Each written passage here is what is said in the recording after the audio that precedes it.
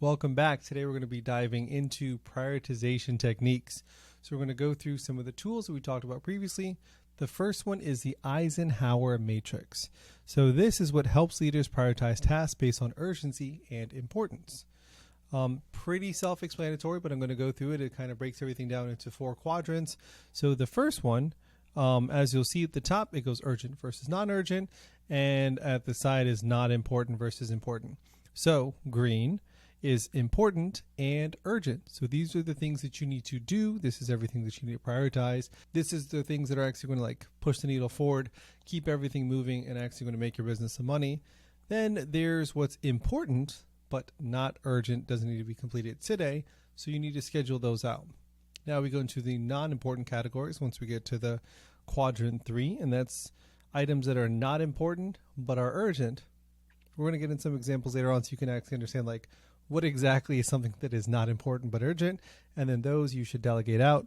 And then this is honestly the most critical and important part. I feel like a lot of leaders don't do this enough, but there's not important and not urgent. Honestly, you just got to delete them. So let's get into some examples real quick. As we discussed, quadrant 1 is urgent and important. This is everything that you should do immediately. This is really what you should be starting your day with for the first couple hours when you get into that flow state and minimize your distractions. So some examples of what you should be doing immediately is let's say there's a client crisis. Really doesn't matter what field it is, but let's say that there's a major client urgent issue with, let's say, a product that needs immediate resolution to maintain a business relationship.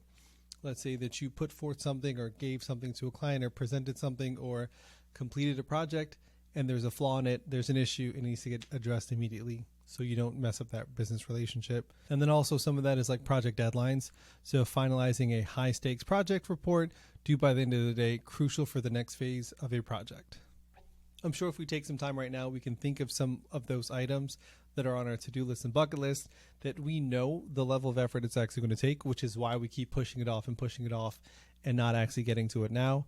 So I urge you, please, let's mark those in quadrant 1 and let's make sure we do those immediately. Next, we have quadrant 2. So those are the important but not urgent items that we need to schedule for later. Some examples include strategic planning, like developing a strategic plan for the next quarter to guide the team's efforts in line with the company's long-term goals. Extremely, extremely important, but it's not urgent if we're talking about developing next quarter's goals. Professional development is another example. Thank you so much. You are actually doing that right now. But so this is something that is extremely important, but it is not urgent. It doesn't need to happen today.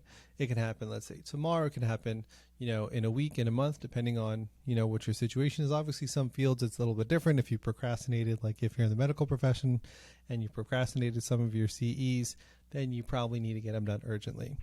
But then in that case, you would put it up to the quadrant 1, which is due immediately because there's a project deadline. Next, we have quadrant 3, which is items that are urgent but not exactly important. This is something that you should try to delegate if possible, but if you're not in a position where you can delegate, not a problem at all. We're going to equip you with some tools, so just stand by. So some of this includes routine emails. I know, it sounds kind of silly, but delegate the task of responding to non-critical emails to an assistant, freeing up time for more strategic activities. I heard this quote one time, and I honestly cannot remember who it's by. Your inbox in your email is nothing more than a to-do list of other people's goals on your time. So that's why it's important that we're able to prioritize those events. And then so something might be urgent, but it may not actually be important for you. It's probably important for the person on the other end. So if you're able to delegate that off, perfect. If not, stand by. I'm going to give you those tools shortly. Next is scheduling meetings. If you can assign a team member to handle the scheduling of regular meetings, like if you have an admin, or any coordinators, that would be amazing. And then they can kind of start managing some of the meetings in your calendar. I know sometimes as we level up in our leadership and our career paths, we love being the subject matter expert and feeling like we're the smartest person in the room, but that is not honestly the best use of your time. So let's try to make sure that we're scheduling meetings a little bit differently to prioritize which ones you're attending. And last, and one of the most important ones, is quadrant 4. So these are neither urgent nor important. This you should eliminate immediately. Some of those things we can eliminate is non-essential meetings, so opting out of meetings that do not contribute to key projects or goals, Sometimes our superiors are asking us to attend these meetings. So if there's a justification you can do, whether it's like explaining like, hey, so-and-so, I'm actually working on this very important project that is going to yield X, Y, and Z results. I think my time is best spent doing this versus going to this meeting. And let's say you can send, let's say, a coordinator or an admin or something to one of those other meetings, and then they can take notes. And if there's anything urgent that you need to do, then you can work on that. So that is the Eisenhower Matrix. It is an amazing tool. And I think that as I go through the next tools, we should keep in mind that it's not just like you pick one or two, but you should actually incorporate all of them, and that'll really help you buy your time back. So the next one we're going to cover is Pareto's Principle, and that is the 80-20 rule. So essentially, this is stating that 80% of results come from only 20% of efforts. So it's like what I talked about before. A lot of times we're spending our time focusing on things that actually do not do anything for the company. It doesn't do anything for our careers. It doesn't do anything for the project or anything that we're working on. And we spend 80% of our time doing that with only yielding a small amount. And then so in quadrant 1, those are the things that small little 20% that we should be working on every single day for the first 2 to 3 hours every single day. And that's really what's going to move the 80% in terms of our goals and objectives. A lot of this is going to be similar to like what we discussed in the Eisenhower Matrix, which is why I said it all kind of goes together, but it's getting you to see it from multiple vantage points so that then you can kind of put everything together to see like, oh, okay, I'm going to bucket everything into quadrants. And then I realize that quadrant 1 is this little 20% that's actually going to yield the largest result and actually get me to hit my goals and get me where I want to be. So the first thing you need to do is identify high impact activities. So it's focusing on the top 20% of clients who generate 80% of the company's revenue. Building strong relationships with these clients can significantly boost business performance. Core projects identify the few projects that deliver the majority of the team's outcomes and prioritizing resources and efforts towards them. And I don't mean that you should actually like ignore the other 80% of clients or customers, depending on whatever industry you're in. For me, in the construction industry, we're focusing more on, let's say, the larger projects. So instead of just doing small residential onesie twosies here, and we have to do like 200 to 500 jobs to just generate the revenue that we're getting, instead we can focus on, let's say, getting those larger projects where we literally only need 12 to 15 of those a year to generate, honestly, almost double the revenue. So now that we've identified the high impact activities, now it is time to focus our energy on high impact tasks. So we've identified what the top 20% that we need to focus on in terms of those tasks. Now we need to allocate more time and resources to the sales activities that generate the most revenue, these revenue generators. So for me, in terms of, let's say, in construction, we are not going to focus a lot more on the small residential projects that we initially started out with, because that's kind of how we help build our name and our reputation.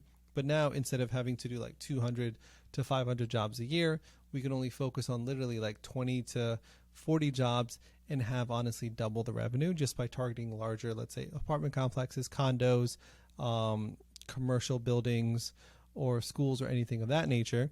And then that will honestly, like, a lot of my time is now going to be focused on, let's say, creating proposals, doing networking events, or whatever the case is, to try to bring in more revenue. And lastly, it is minimizing low impact tasks.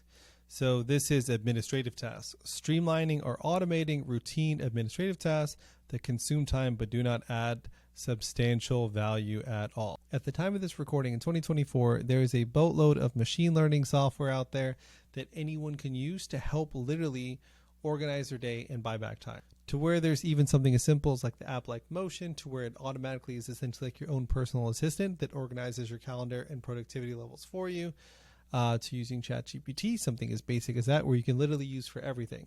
If you need to proofread a document, if you need to write a proposal, if you need to analyze data, it could even do that. You can literally upload a spreadsheet, and it's only $20 a month. So for $20 a month, you can have an entire team of resources at your disposal. So how can you, let's say it's someone's like, hey, I need you to analyze this data and extrapolate, blah, blah, blah, blah, blah. Boom. Upload a spreadsheet into ChatGPT, give it the parameters, tell it exactly what you want to do, and it can actually create that for you. If you are in charge of customer service and there's some, let's say, bad reviews that come in, or if there's a customer complaint, you can literally upload everything that's going on and then tell it to respond accordingly and give some suggestions. So there's so many things you can use it for. It is extremely powerful. So let's make sure we are minimizing our low impact tasks and then focusing all our energy on the high impact tasks. Because remember, as we discussed above, 80% of the results actually only come from 20% of the efforts. And last, we have time blocking. That is where you're allocating specific time periods for particular tasks or types of work. This is something that I honestly recently started doing, but I can tell you it has been a game changer. It is absolutely amazing because, as you'll see, all three of these systems actually flow together. So this is just a sample calendar. This is honestly not my calendar, but it's just kind of like to give an example of what time blocking is. So Alex Hormozy talks about this a lot, but essentially it's where if you have a meeting that interrupts, let's say your day, let's say there's like a 10 o'clock meeting, you're spending the first hour preparing for the meeting. And then after the meeting, generally you're spending a lot of time doing what was discussed in the meeting. So you don't get to go into what's called like a flow state where you're actually like in the mode and you're working really hard. So that's where it's preferable if you can, of obviously like your situation differs depending on how high in terms of leadership you are. But if you can, try to schedule your meetings on, let's say, 1 to 2 days out of the week. So like, let's say every Monday and every Wednesday are your meeting days, and the other days you kind of start blocking out, let's say in the first like 2 to 3 hours on Tuesdays and Thursdays, you have your kind of flow state to where you can get your projects done. So literally block that out. And then for me personally, let's say like looking at this calendar right here where it says personal tasks, like I'd actually have like an AM block and a PM block for checking emails because again, it's literally someone else's to-do list on your time. I know a lot of times for us, like we have our emails that pop up in the corner of our computers or we have it on our phone every single time, but I'd highly encourage you, depending of course, I'm not trying to tell you to do something that's going against what your leadership team is telling you, but if you can, disable those and have those section time, because I'm telling you, a lot of times those interruptions will really interrupt in terms of the flow state you're in, and you'll be significantly less productive. So a lot of organizations use like Slack or Microsoft Teams in terms of internal communication. So if someone really needs you, then they can get you on there. So emails just kind of hide those and get to them later. Schedule important work during peak productivity hours. Example, morning focus. Blocking off the first 2 hours of the workday for strategic planning and critical tasks when cognitive energy is at its highest. And this is extremely important. Cognitive energy is at its highest. So after you have meetings, after you go through the day, after there's let's say like a million fires you're putting out, your brain is going to start literally getting so drained and tired. So by the end of the day, you actually don't have the same capacity to get into that flow state and be as creative as you would at the start of the day. Grouping similar tasks together. Example, email management. Setting specific times during the day, such as mid-morning and late afternoon for handling emails, which would avoid constant interruptions. And then this one is honestly extremely underlooked, but including buffer time. Examples, flex time, including buffer periods between meetings or work blocks to handle unexpected issues or overruns, ensuring flexibility and reducing stress. I do this all the time. Like for instance, if there's, depending on the type of leadership meeting that it is, I may put like a little block afterwards for, let's say I need to have a one-on-one with someone, or there's another thing that comes up in between. And especially if I'm like going out to client meetings, then I would put the travel time in there in terms of like, this is how long the meeting is. Before that, there's travel time. After that, there's travel time. So by implementing these advanced prioritization techniques, leaders can effectively manage their workload, enhance productivity, and ensure that they are focusing on tasks that align with their strategic goals.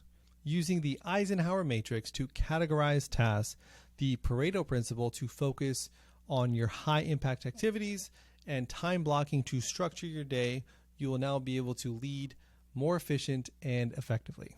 And now I'm going to end on this quote. The key is not to prioritize what's on your schedule, but to schedule your priorities. Thank you so much for joining us today. And as always, remember, leadership is a journey, not a destination.